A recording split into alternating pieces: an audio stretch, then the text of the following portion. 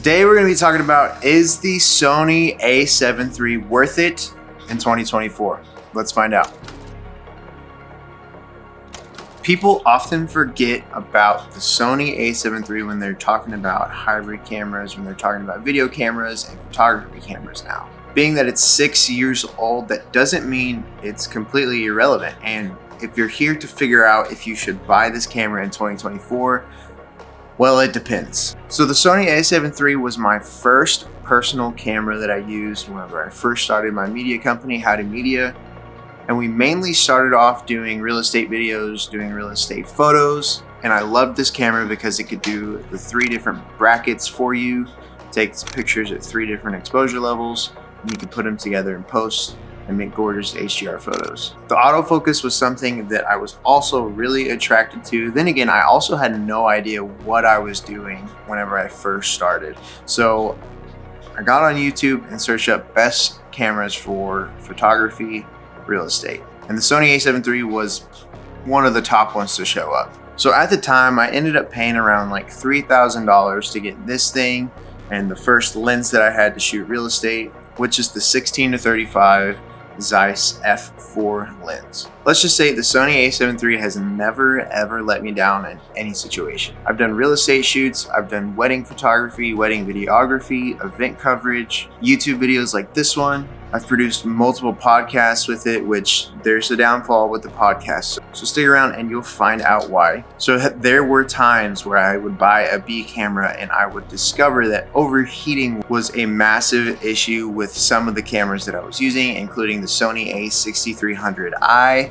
Prior to this experience, had no practice, had no real world tests with the Sony A6300. With its body size and with the type of battery, it overheated in about 5 minutes whenever I was shooting a wedding, and the temperature outside was about 105 degrees because we are in Texas. The Sony A7 III, on the other hand, this guy has never shown any signs of overheating, and there's no fan or anything. It just keeps going, which is why a lot of people love to shoot with this thing. And so it's been 2.5 years since the time I started my business, since the time I started using this camera, and it's been absolutely phenomenal. That is my personal experience. Some people may have had different experiences, but overall, this camera is the most dependable thing that I own. This camera is from 2018, so you can get it at quite a bit of a discount now. And I think right now it sits around $1,300 body only on Amazon. So I'm gonna go ahead and break down a few of the core strengths and the core weaknesses. Let's start with the strengths.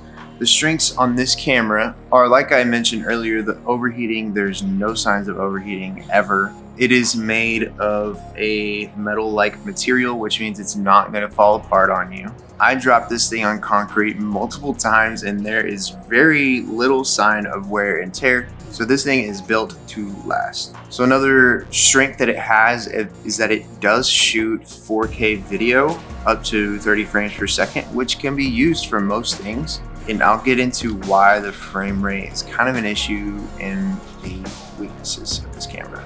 Stick around and you'll find out how to say bless you. Don't listen to him. There's a little backpack strap. There's like the tripod strap.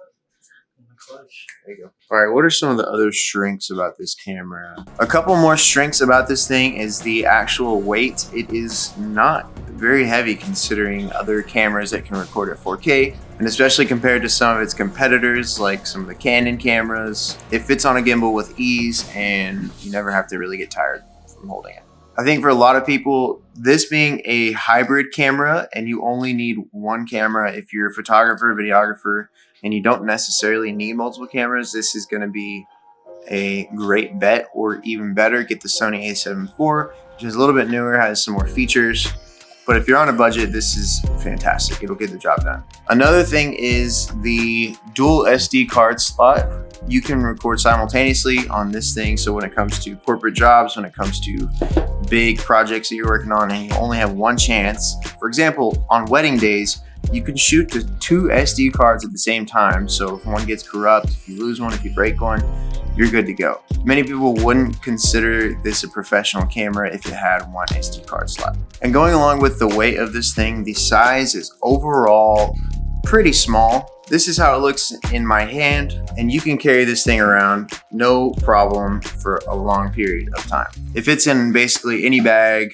If you have a camera bag, you can put it in. You can put it in a backpack. You can fit it in the side pocket of a backpack, or you can leave it around your wrist or your neck, and it's not gonna bog you down. The image quality out of this thing is phenomenal. I still only use this camera for all of our portrait work and majority of.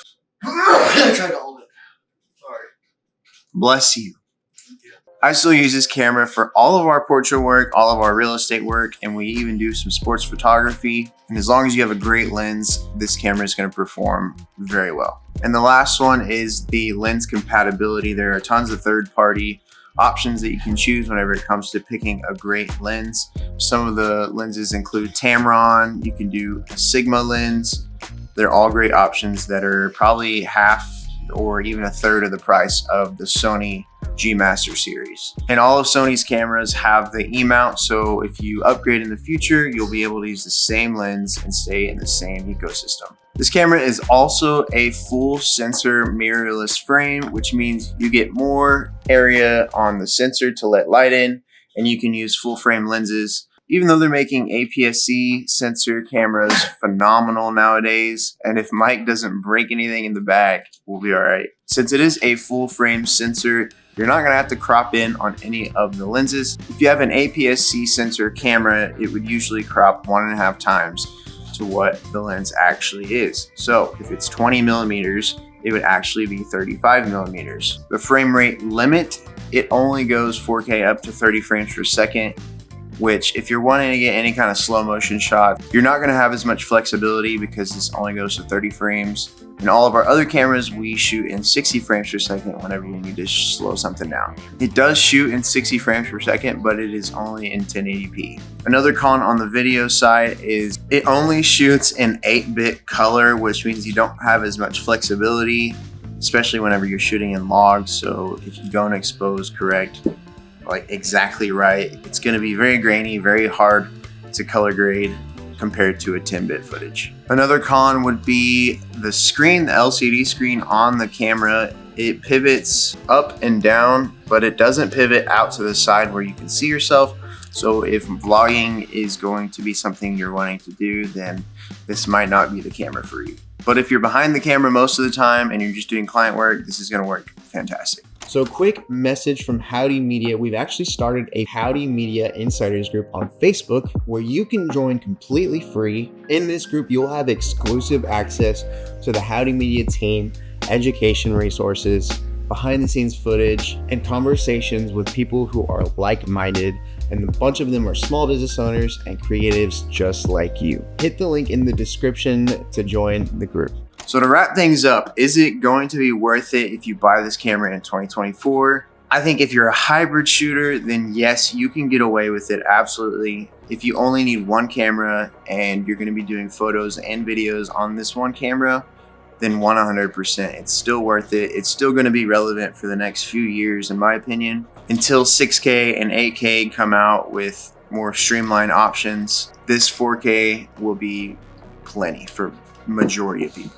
Now, if you're needing multiple cameras or you're going to be doing mainly video work, I would recommend the Sony FX30 over this one, or even the Sony A7iii, just because it has the 10-bit color and you can shoot an S-Log3 without it kind of breaking down. The last con is going to be the record limit. So there's only a 30-minute record limit for this thing. So if you're wanting to film any type of longer podcast over 30 minutes, you're going to have to get up and hit record after it hits 30 minutes again, which is really annoying, which is why I bought the FX30s. They have a 13-hour limit, and I run everything into a Blackmagic switcher. If you want to know more about our podcast setup back there, I made a setup tour a few weeks ago that you can check out right here if you want to learn more about that. Oh, and before I forget, if y'all need any help setting up this podcast, feel free to reach out to me. That's actually one of the services we include. If you have a space that you're wanting to transform or podcast you're wanting to start at home or at your office, we can come and help you set it up. Just reach out to me in the link below. Send me an email, send me a DM. we'll make it happen. Now, if you're a video production company or you do lots of high-end client work, I would not recommend the Sony A7 III. If you're getting into real estate, photography, and videography, this thing is going to be a beast. If you don't have a ton of budget, this thing is going to be absolutely perfect for you. So like I said, I paid about $3,000 at the time, but now on Amazon, it's sitting at about $1,300 for just the body. And my favorite lenses are going to be linked in the description below. So do I think the Sony A7 III is still relevant in 2024? Absolutely. It just depends what you're shooting, depends how much data you need, how much you need to change the color, and how long your videos are going to be. So if this video helped, feel free to leave a comment down below. Have you used the A7 III before? If so, how long have you had it? I've had it for about 3 years now, and I love it. I still use it every single day. And I run a full-scale multimedia company. And so if that says anything, hope that helps. If you like what you watch, leave a like. Don't forget to subscribe, and we'll see you next one.